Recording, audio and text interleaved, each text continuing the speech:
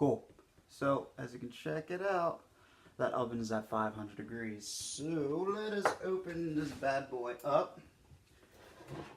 His bones, I'm going to put on the top rack. Mirepoix. Aromatic base goes in the bottom. 500 degrees is hot, but we got a lot of mass in there, so I'm going to set a timer for 20 minutes.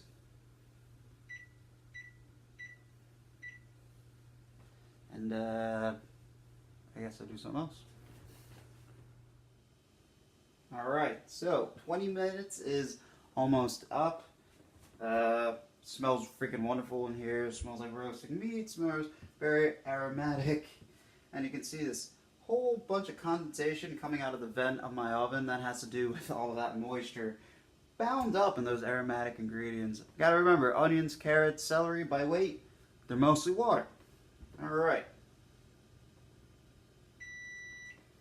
Cool. Timer's up.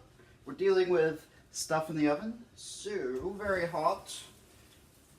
Whew, watch that blast of steam. And, oh yeah. That's what I want to see. The outside of that tomato paste has caramelized, so our vegetation, it's coming along, but I'm actually going to leave it in there for a little bit longer.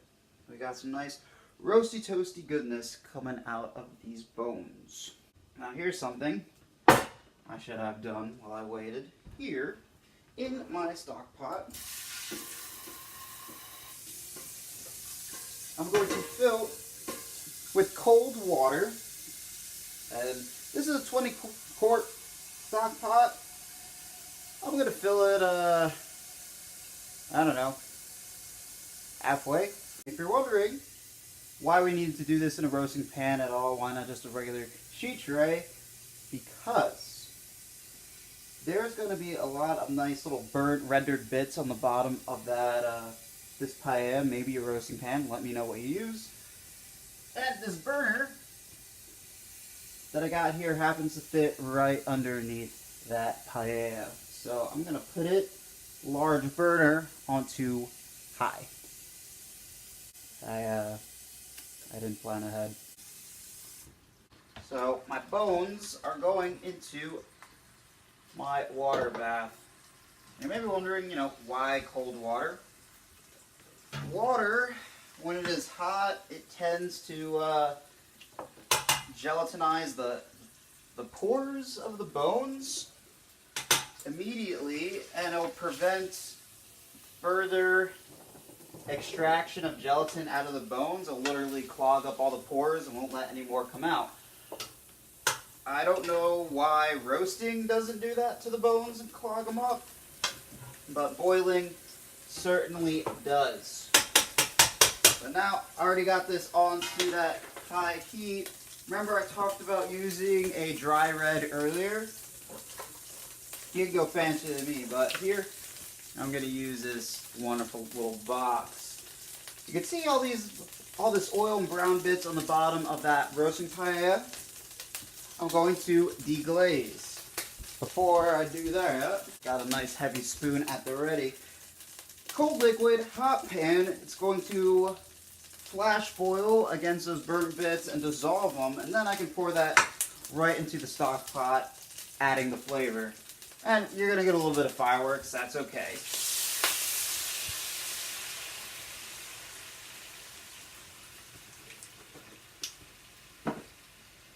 Alright, saying maybe it's like, I don't know, between a half cup and a cup. This isn't something you have to measure crazily.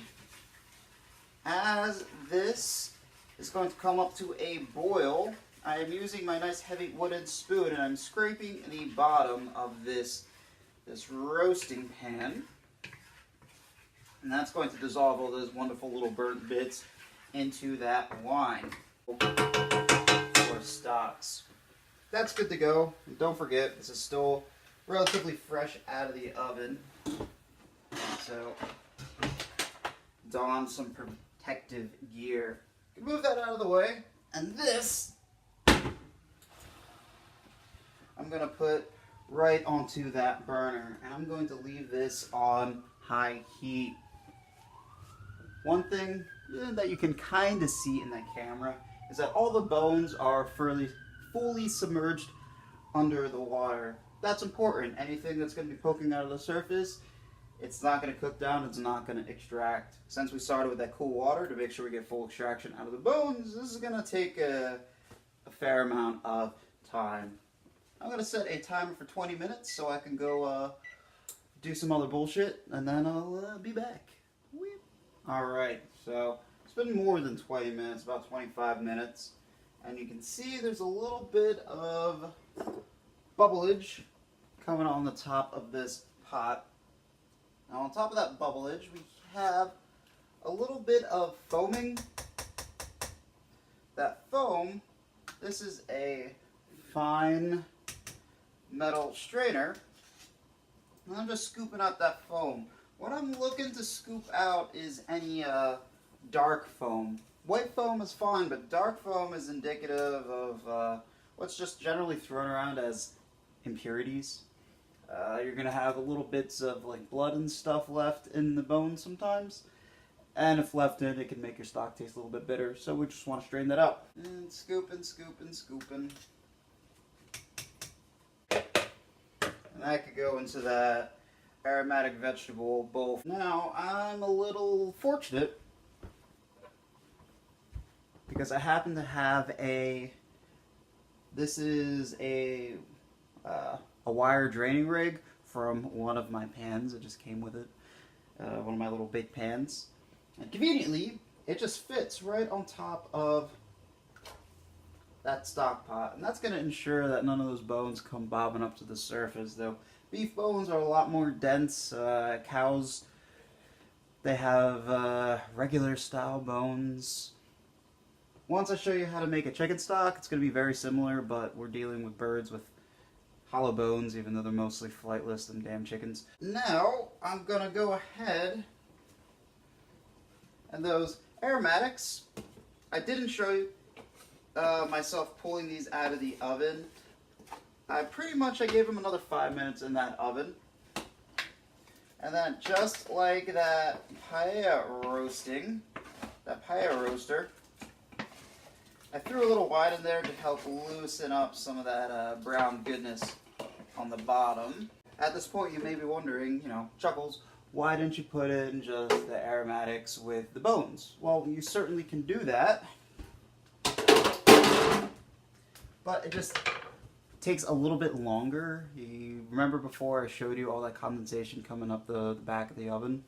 That moisture is going to slow down the browning process on the bones. So if we're going to do that, combine it all together. Again, you want to oil everything. Make sure the bones have that tomato paste. Toss everything together on that paella or roasting pan in the oven. And then instead of that 500 degrees for about 20 minutes, go for 400 degrees for about 35 minutes to get those roasted out. I'm going to scrape in that dissolved tomatoey, winey, meaty goodness from that roasting paella. Alright. And that looks pretty good. Set it aside.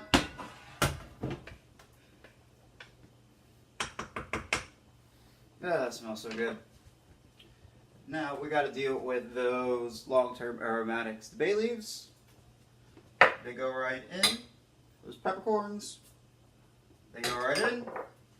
Those 2 large crushed garlic cloves, in they go. And our thyme and our parsley, they go right on in. And same rules apply as before, with the liquid covering the bones. You want any of those aromatics poking out of that liquid aren't going to get the proper extraction treatment. So just like waterboarding, got to make sure the nose is below the surface of the water here. I don't want to leave this at such a vigorous boil.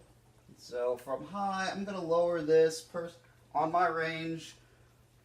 And I'm using that electric range. 4 is a good setting. You'll get a feel of a range once you make stock a few times.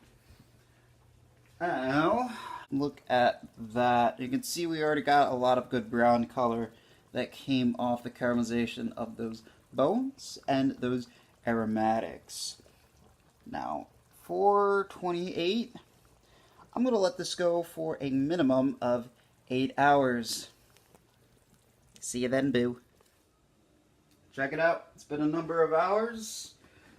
Many and many hours. And this looks good to go. Time for the extraction. Here, I got a fine mesh sieve. I got a smaller pot. You don't have to go with anything too fancy for this part. You just need heat-proof containment to filter this through. And then check it out. This has this little tap at the end, so I lock it into this pot with just a spoon so it doesn't slide and fall like that. Heat off. Grab some towels. And through that mesh we go. If this is a little heavy for you, you can always have Anna help you out. Pussy. Mesh was starting to come out, bones was threatening to come out, so gonna switch up my strategy. So one hand, spoon, I got pressed against that mesh that I threw in there, that cooling rack. That's keeping the bigger bones from tumbling out and spraying hot fat all over the place, which, you know, it's always fun, but I'd avoid it, honestly. If you want to be, like, very precise and technical, you can be, like, how a fancy Frenchman would filter stock. They would actually take they put the sieve on top, but they would use a ladle and ladle out of the center of the stock and put it through into the smaller pot.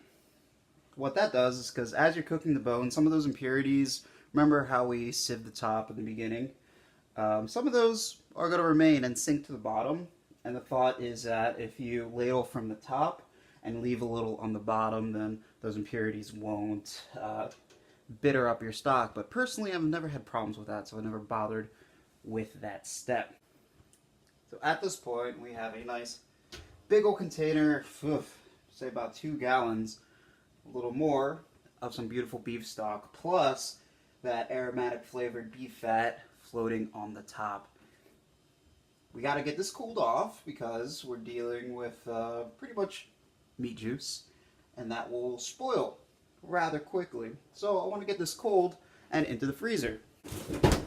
And here is some, boy, that's getting washed out by the light. Here we go. This is a quart deli container. It's filled with chicken stock. Best way to keep stock in the freezer. To get it to this stage, you know how that new house has a ice machine. I got a nice big, I got another stock pot, and this one, you can see by the construction, it's really thin and flimsy. I got it for 20 bucks years ago. Actually part of a homemade distiller, but I find it's great for cooling stock. With the ice, what you can do is exactly what I'm doing, just in a cooler. And now, like magic, this smaller pot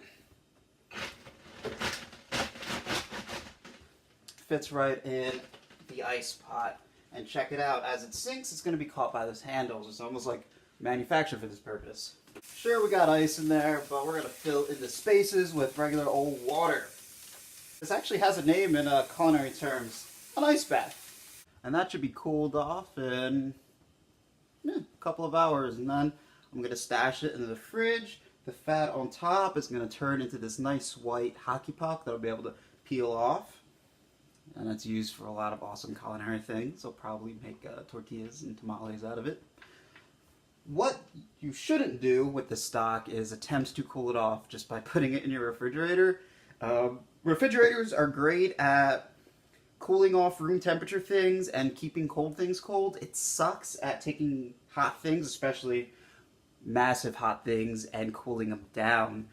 Knife, cutting board, I'll figure out the next thing. Text me.